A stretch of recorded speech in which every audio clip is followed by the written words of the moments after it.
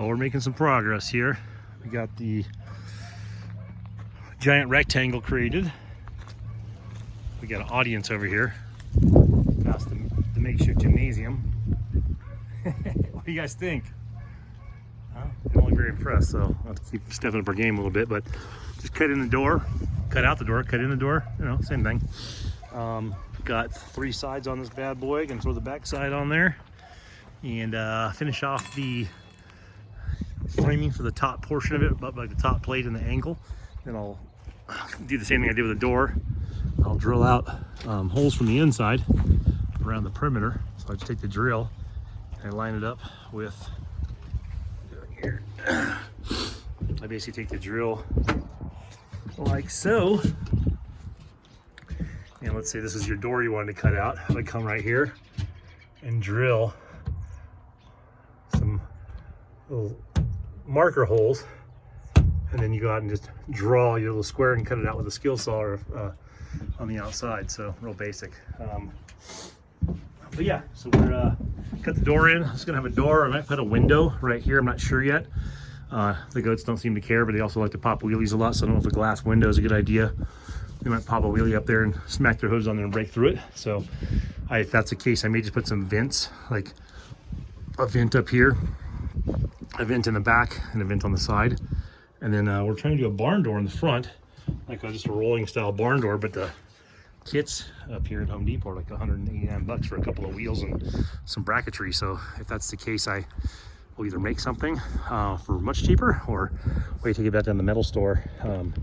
My next trip down to Southern California, I know Industrial Metal Supply, I mean, for like 50, 60 bucks, you can buy all the componentry. And what I mean by a barn door, I mean, pretty standard, but so this is about a 34, 36 inch opening. And I had no intentions of putting a standard door on here, just cut it that way. That's what the opening is. And we'll put a metal bar from here across to about there. The metal strip will go up in there, wheels go on that. They have a little hanger that goes down and it catches a piece of wood, a door. Say this is 34, I'll make the door 36, and it just slides like a barn. So it should be very basic. Like I said, most metal stores you can find the parts to make that, and then some of the metal stores will actually, you know, put them all in the same area and kind of show you a couple different versions of that kit. Like I said, maybe Lowe's has something, but they're usually not any cheaper than Home Depot. But right now, what I saw at Home Depot was 189 bucks for just the standard style kit. You know, and you still got to grab the wood and make all that. So one thing I will give some credit to, some of the stuff has gone down a little bit. Unfortunately, it's I'm gonna give credit, but I'm saying some stuff has gone down a little bit material wise, a couple bucks here and there, but I mean nothing to shake a stick at. Anything that's gone down was up so high that's not even close to what it was, you know, a year ago, obviously. So we're still kind of in hawk on that. So anyway, just working away, trying to get the roof on. And what I said by the angle, I call it a lean-to. I'm not sure that's what they call that, but just a leaning style roof where the front beam is higher than the rear beam. I was going 7 and 6.5. I think I'm gonna just pop it up to 8 up there, and then I'm gonna do a header board on this, or sorry, a top plate on this thing, just to kind of tie these ends together, kind of like you do with Legos when you're a kid, make them overlap. So I'll do a plate from here across and go across to this. So that overlaps, so instead of things butt up to each other, I have one that laps on top and bolts down, just kind of ties it all together. It's really sturdy. I mean, I don't make anything lightweight. 16 on center, you don't do up to 16 on center for your goat barn, but we have some pretty substantial winds out here, so I just figured why not make it a little nicer, and it lasts a test of time. And if you want to move it too, you can always pick it up and move it. Like I said, we won't be at this location for maybe a year and a half, so we're kind of speculating on. So there's a chance we might just uproot this, throw it on the trailer, and drag it to the big property and transfer the goats up there. So this will be a rental property eventually, and we probably won't leave everything behind, and the renters will have to either have their own, or they may not want that stuff here either way. So anyway, we're gonna go up about 6 more inches on this front plate. I'm just gonna do a little build out, another plate up there. We'll do a top plate on here, and then we'll do some angles for our roof supports up here, our rafters, and then we'll throw a flat style roof on here with an angle, have about an 8 to 10 inch drop from front to rear. And then we're gonna build a couple little overhangs on this thing, or patio covers, or I don't know what you're gonna call them, awnings. So basically about where that screw line is right there, I'll run a beam across that, and I'll run metal probably about 6 foot out with a couple of poles that I already have in the over in the little workshop area. I'll put a couple poles in the ground and some concrete, but I'll run a little overhang off of this little awning, and then I'll do the same in the front here. We'll do the rail for their door, and then above that, below the roof line is probably gonna come out about 4 to 6 inches. About 6 inches this way, 6 inches that way, maybe about 4 inches on the side. I'll kind of figure it out as I go, but that's kind of the concept.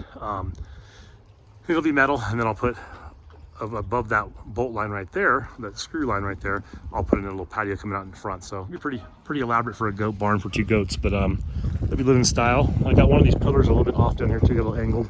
I'll probably go back and lift that because I'm OCD and it'll bug me. And Pearl's gonna check this thing out. What do you think? What do you think, Pearl? Meeting to your standards? I can move that ladder out of the way if you want to get a full run down in there. Just don't be working the saw unless you know what you're doing. There you go. What do you think? She's a hard customer to impress, I tell you that. So probably gonna eat my gloves right now. I got a good feeling on that one. What do you think? Fiona, what do you think, huh? Are you impressed?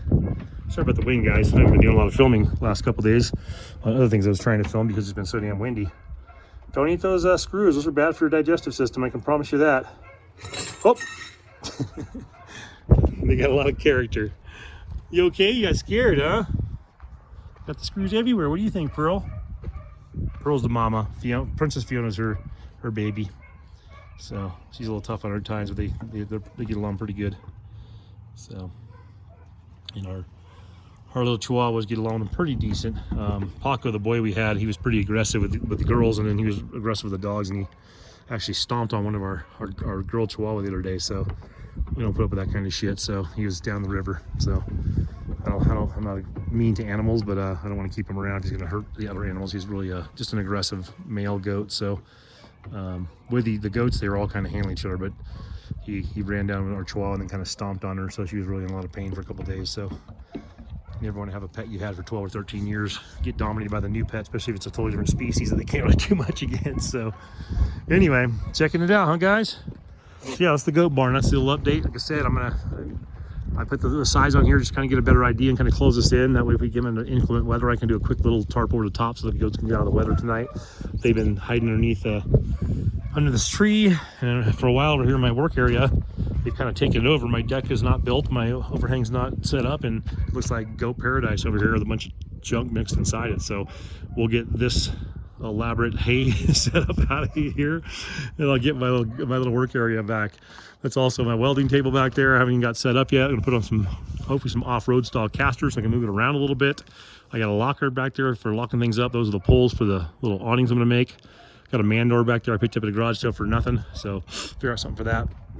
That's the remainder of my makeshift Harbor Freight canopy. I can tell you the wind's out here bent a couple of those poles in half, so I'm sure you can get the poles again, but I mean, I don't have them readily available, so right now the thing's useless.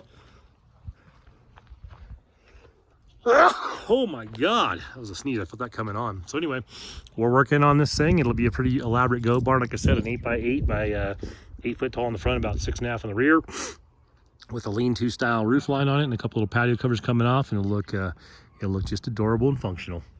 Right on, guys. We'll do a third video on this bad boy when it's got the roof on it and it's all dried in, and then I'll do a final video when I got the little patios on there and I got the feeders hooked up in there and I got it kind of set up with probably put some stall mats in there too, because these guys like to poop and pee on everything, and probably seal this floor with some paint and then throw the stall mats inside there. So a little elaborate, like I said, for a goat barn, a little bit heavy duty, but that's how I like to build stuff. So we'll see if it's Pearl and Fiona approved at the end.